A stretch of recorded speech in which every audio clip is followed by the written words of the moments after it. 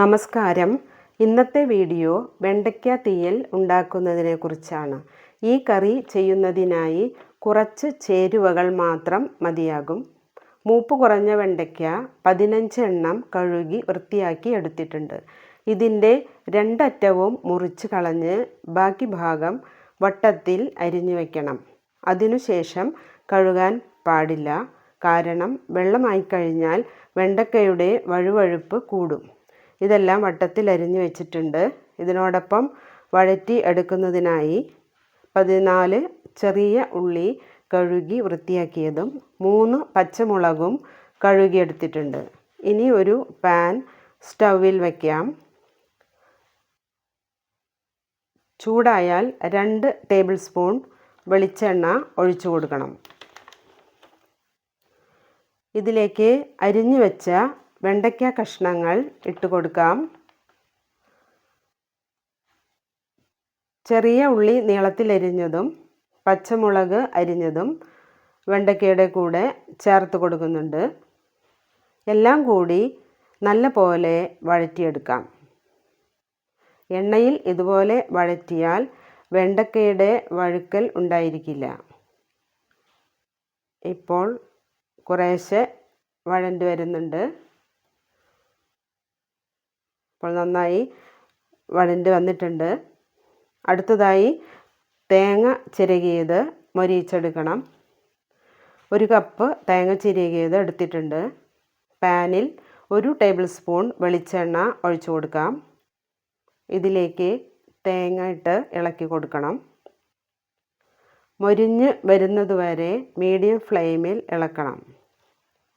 പിന്നീട് ഒരു ചെറുനാരങ്ങ വലുപ്പത്തിൽ കോൽപ്പുളി ഇട്ട് കൊടുക്കാം. അതിനുശേഷം 1/2 ടീസ്പൂൺ മഞ്ഞൾപ്പൊടി, 1 ടീസ്പൂൺ കാശ്മീരി മുളക് പൊടി എന്നിവ ചേർത്ത് ഒന്നുകൂടി ഇളക്കി മാറ്റി വയ്ക്കാം. തണുത്തു കഴിഞ്ഞാൽ നല്ല പോലെ അരച്ചെടുക്കണം. ഇനി വഴറ്റി വെച്ച വെണ്ടയ്ക്ക, ചെറിയ ഉള്ളി, പച്ചമുളക് കൂട്ടിലേക്ക് അരപ്പ് ചേർത്ത് കൊടുക്കാം. പാകത്തിന് വെള്ളവും ഒഴിച്ചു കൊടുക്കണം.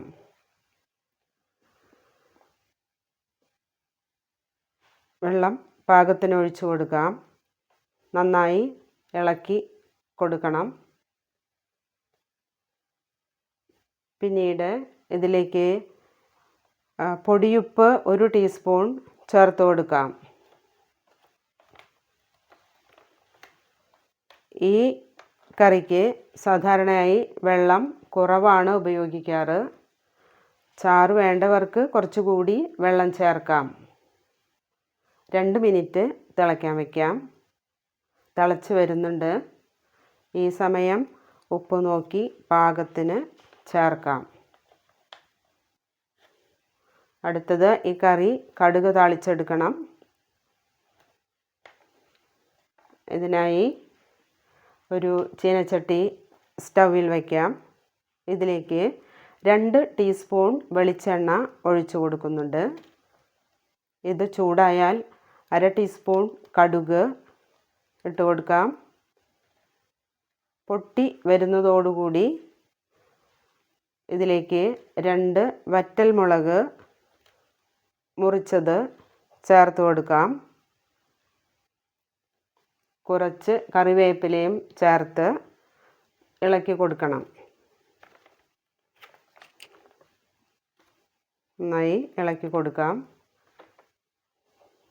പിന്നീട് ഇത് കറിയിലേക്ക് ഒഴിക്കണം. കറിയിലേക്ക് ഒഴിച്ചു കൊടുക്കാം. ഇളക്കി കൊടുക്കാം.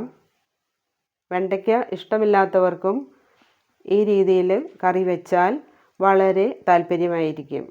കുട്ടികൾക്കും ഇഷ്ടപ്പെടും.